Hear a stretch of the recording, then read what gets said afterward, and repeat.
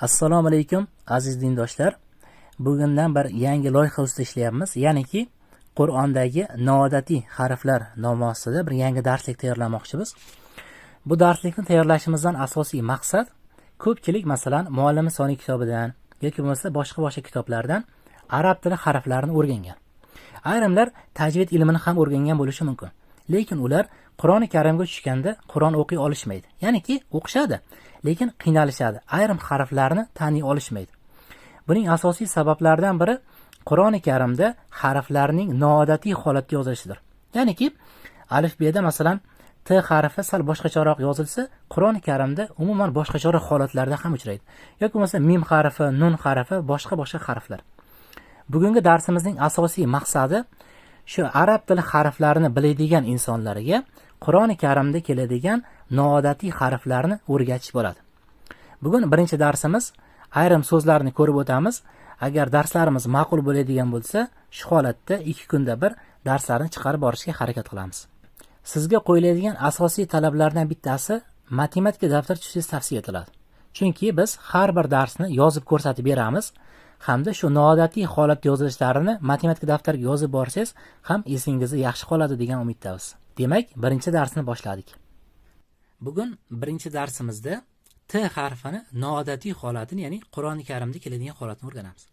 Bizga ma'lumki, T harfi so'z boshida quyidagi holatda, so'z o'rtasida hamda so'z oxirida va alohida holatda quyidagi holatda T harfi yoziladi. Lekin e'tibor bersangiz, mana shu oddiy holatda T harfini yozganimizda ham tepasida nimasi bor? Ikkita nuqtasi bor. Shu T harfini yozganimizda tepasidagi ikkita nuqtasi bizga har doim asosiy kalit so'z vazifasini bajaradi. Endi qarang, noodatiy holatda yozganimizda esa T harfi bunday ruscha S ga o'xshab yoziladi-da. Keyin tepasiga ikkita nuqta qo'ysa, mana aytib o'tganimdek, kalit so'z dedim-ku. Mana ruscha S holatda yozilsa, hamda tepasiga ikkita nuqta qo'ysa, bu ham xuddiki mana shu T, ya'ni T harfi bilan bir xil o'qiladi. Faqatgina bu Qur'oni Karimda keladigan noodatiy holat hisoblanadi. Biz ekranga rasmga xuddi shu so'zni yozgan edik, ya'niki M A R O R, maror. Qarang, mana ruscha S ga o'xshaydi. Ruscha S tepasiga ikkita nuqtasi bo'lsa nima bo'lar ekan? T harfi bo'lar ekan. Shunda bu T ga tengligidan maror T U, mana bu yoq esa pastga tushib ketgan qismi M hisoblanadi. Buni yana keyingi darslarimizda batafsil o'rganamiz. Bugun o'rganadiganimiz esa mana e'tibor bersangiz ruscha S ga o'xshaydi, hamda tepasi ikkita nuqta bo'lsa, bu noodatiy T harfini berar ekan. Bu so'zni biz oddiy masalan alifbelarda bu holatda ko'rganmiz. Qarang, maror, mana bu bunga teng dedim-ku. Bu T ni o'rniga bizning kitoblarda mana bu holatda yozadi. T U M. Mana ham bu holatda yozadi.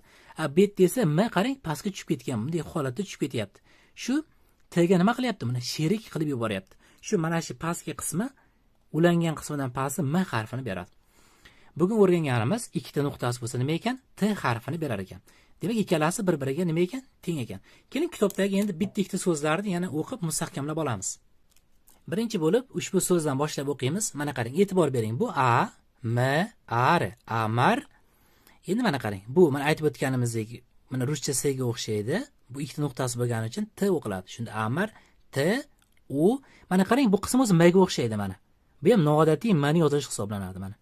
A shunda amar tum deb o'qiladi. Tushundingizmi? Endi yana so'z o'qib ko'ramiz, qarang.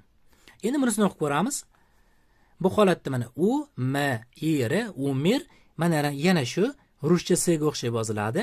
Tepasida ikkita nuqtasi bo'lsa, bilingki, qarang, asosiy sekreti shu, mana ruscha S ga o'xshab tepasiga ikkita nuqta qo'ydimi, bo'ldi. Bu T harfi hisoblanadi. Shunda umir, T, U, M. Buni eslab qolasiz, har doim pastga tushib ketdimi, noodatiy M hisoblanadi bunisi. Shunda umir tum. Endi bunisini o'qib ko'ramiz.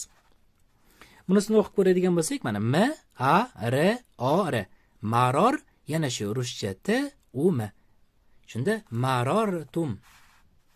Endi bu oxirgi so'z, bitta so'z qoldi. Bu so'zni sizga qoldiraman. Agar siz yaxshi tushungan bo'lsangiz, shuni o'qilishini videosida yozib qoldiring. Agarda siz umuman arab tilining harflarini tanimaydigan bo'lsangiz, biz yangi loyiha boshlaganmiz. Yaqinda arab tili harflarini tugatyapmiz. Qidiruv bo'limiga YouTube'ga arab tilida o'qish va yozish deb yozsangiz, xuddi shu rasmdagi videolar aynan bizga tegishli. Shular orqali ko'rib, har bir darsni birinchi darsdan boshlab to'liq o'rgansangiz bo'ladi. Hamda tushunmagan joylaringizni Telegram orqali yozib, so'rash imkoniyatiga ham egasiz. Xo'p, sizga vazifa, qo'shimcha vazifa shu bo'ldi. Quyidagi so'zni agar siz tushungan bo'lsangiz, o'qilish tartibini videosida yozib qoldirasiz.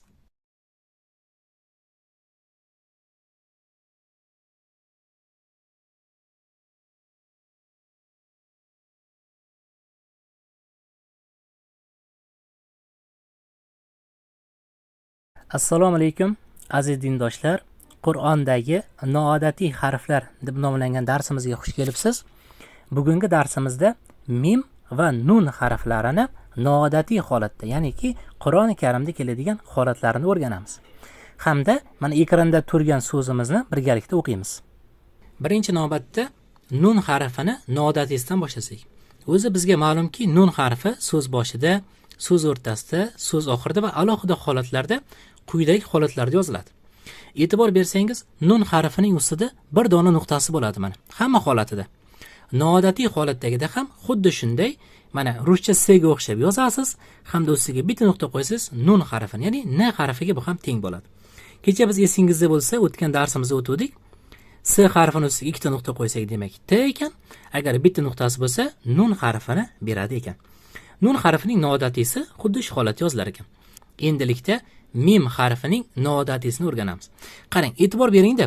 Mana bu yoqda, mana ruscha S da ustida ikkita nuqtasi bor. Mana kecha o'tdik, bu T ga teng. Shunda T, A. Endi qarang, mana bu yoqda yana bitta harf bor-da. Qarang, bu T bo'lsa, bu cho'pcha bunga tegishli. Shunda T, A, ta o'qiladi, lekin bu qaysinga tegishli? Buning tagida yana bitta harf bor, R dan oldin. Bu harf esa mim harfi deb ataladi. Mana shu tagida turgan harf nima ekan? M ekan. Qarang, men bu yoqqa yozib qo'ydim. Mana ruscha S ga o'xshash ikkita nuqtasi bor. T ga teng deb yozib qo'ydim. Mana qizil-qizilda. Hamda aynan buni bu qismi, e'tibor bering. Mana R dan oldingi qismi hamda T dan oldingi qism, mana shu qism M harfini beradi.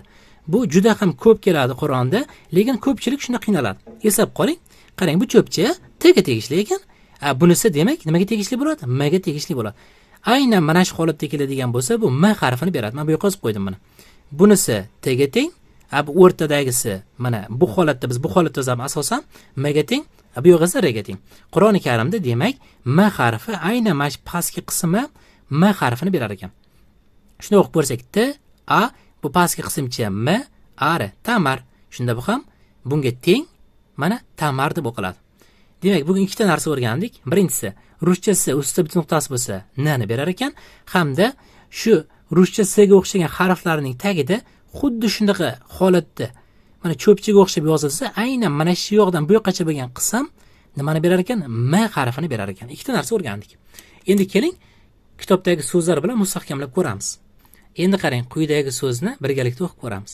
Aynan shu so'z sarlavhaga ham qo'yilganida, mana ruscha S ga o'xshaydi, ikkita nuqtasi bor, demak T, A, bu yog'i qismini aytib o'tdik, M harfi deb, M, A, R. Shunda tamar deb o'qiladi. Endi boshqa so'zlarni o'qib ko'ramiz. Endi N ga oid so'zlar. Bugun N harfining noodatiysini o'tdik. Mana ruscha S ga o'xshaydi, e'tibor bering. Ustida bitta dona nuqtasi bormi? Demak bu N.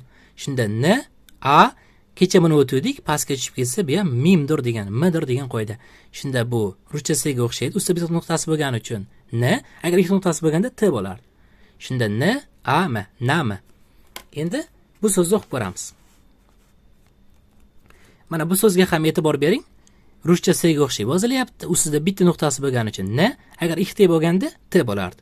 Demak N, I, mana bu qismda aytib o'tdik, M ni beradi har doim deb. Shunda nim, T, A, nimda deb o'qiladi.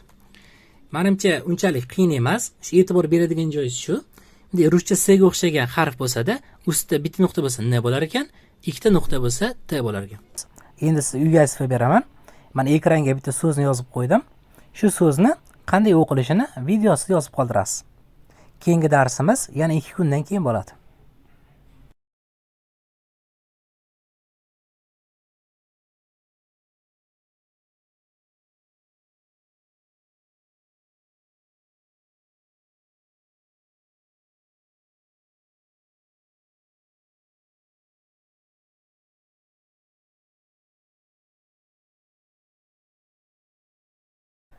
Assalomu alaykum aziz dindoshlar. Qur'ondagi noodatiy harflar deb nomlangan darsimizning 3-qismiga xush kelibsiz. Bugungi darsimizda ya harfini Qur'oni Karimda keladigan bir nechta noodatiy holat yozishlarini o'rganamiz. Biz ya harfini so'z boshida, so'z o'rtasida, so'z oxirida va alohida holatlarda quyidagi holatlarda yozilishini yaxshi bilamiz. Endilikda bugun ya harfini ikkita noodatiy holatni o'rganamiz. Birinchisi, ya'ni kechagi darsga o'xshab ruscha s qo'yamizda, tagiga ikkita nuqta qo'yadigan bo'lsak, bu ham ya harfiga teng bo'lar ekan. Ya'niki ye deb o'qilaveradi. Kechasizda mana ruscha s qo'yib ustiga nuqta qo'ydik, n dedik. Ruscha s qo'ydikda ustiga ikkita nuqta qo'ysak t dedik. Qarang, e'tibor bering. Ruscha s qo'yib ustiga ikkita nuqta qo'ysak t bo'lar ekan. Ruscha s yozib ustiga bitta nuqta qo'ysak n bo'lar ekan. Mana ko'rib turibsiz, tagida ikkita nuqtasi bor-ku. Shuning uchun ruscha s qo'yib tagiga ikkita nuqta qo'ysak ye harfi bo'lar ekan. Demak, birinchi o'rgangan narsamiz tagiga ikkita nuqta qo'ysak ye bo'lar ekan. Hamda Qur'oni Karimda yana ko'p keladigan holat, e'tibor bersangiz, ya harfining tagida ikkita nuqtasi bor, to'g'rimi? Lekin tagida mana ikkita nuqtasi bo'lmasa ham shu ya harfiga teng bo'ladi. Qur'oni Karimda eng ko'p keladigani so'z oxirida hamda alohida holatlarda tagida nuqtasiz holatda juda ko'p keladi. Mana misol uchun quyidagi misollarni yana ko'raylik, qarang. Bunga misol ko'ramiz endi. Mana misol uchun bu a harfi mana ruscha s ga o'xshab yozilyapti-da. Tagida ikkita nuqtasi bormi? Bo'ldi. Bu ham nimaga teng dedik? Y ga teng dedik. Shunda a, y mana. Ay, to'xtaymiz. Bu yog'ini biz birinchi darsda o'tdik. Pastga tushib ketdimi? Nima dedik? M harfi dedik mana. M, u. Mana e'tibor bering-da. Bu yumaloq, ya'ni sukun bunga tegishli, to'g'rimi? Mana a, y. Endi bu qaysiga tegishli desak, bu m ga tegishli bo'ladi shunda. Shunda a, y, m, ay, mu. Buni yoyib yozadigan bo'lsak, biz bu holatda ko'p ko'rganmiz. Mana a ga teng. Mana bu holatdagi y ni o'rniga mana bu holatdagi y ni yozdim. Pastga tushib ketgan o'rniga esa mana m harfini yozdim. Tushunarli?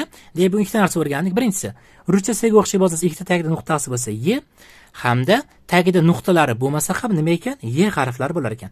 Endi misollar bilan yana mustahkamlab olamiz. Ushbu so'zga e'tibor berishingiz mumkin. Mana bu a harfi, buni yaxshi bilasiz. Mana bu y harfi, e'tibor beryapsizmi? Tagida nuqtalari yo'q. Lekin y deb o'qiyverasiz. Lekin uni o'qisak ay deb o'qiladi. Ushbu so'zga ham e'tibor bering. Mana r, o, m, rom. Mana qarang, bunda ham y harfi mana so'zning oxirida kelish, lekin tagida nuqtalari yo'q. Buni ham lekin y harfi deb o'qiyverasiz. Shunda r, o, m, rom, y, u, rom, yu. Biz mana tagida nuqtalari yo'q holatdagi y harfini ko'rdik. Endilikda boya aytib o'tganimizdek, ruscha s ga o'xshagan holatlarni ko'ramiz. Mana ushbu so'zga e'tibor beradigan bo'lsak, birinchisi a, eslatma sifatida aytib ruscha s ga o'xshaydi. Agar siz tagida ikkita nuqtasi bo'lgani uchun y hisoblanadi. Shunda videoga bir dona like bossangiz, nima dedik, noodatiy. Birinchi darsda o'tdik buni. Agar siz videoga bitta like bosadigan bo'lsangiz, ushbu so'zni o'qib ko'ramiz. Ushbu so'z videomizda ham yozib qoldirgan edik. M, a, r, mar. Mana bu yoqqa e'tibor bering, ruscha s, tagida ikkita nuqtasi bo'lganicha y. Shunda mar, y, a, m. Bu to'xtashni bildiryapti. Shunda Maryam deb o'qiyapmiz. Bu so'zga ham e'tibor bering. Qarang, birinchisi a harfi, ikkinchisi y harfi, ikki nuqtasi bo'lgani uchun ay. Biz buni kecha o'tdik. M harfini beradi deb m, a. Shunda ay, m, a. Qarang, y harfi bundaqa holatda yoziladi. Ayniqsa n harfi bilan kelganda n ga ulash uchun teparoq yozib ulaveradi-da.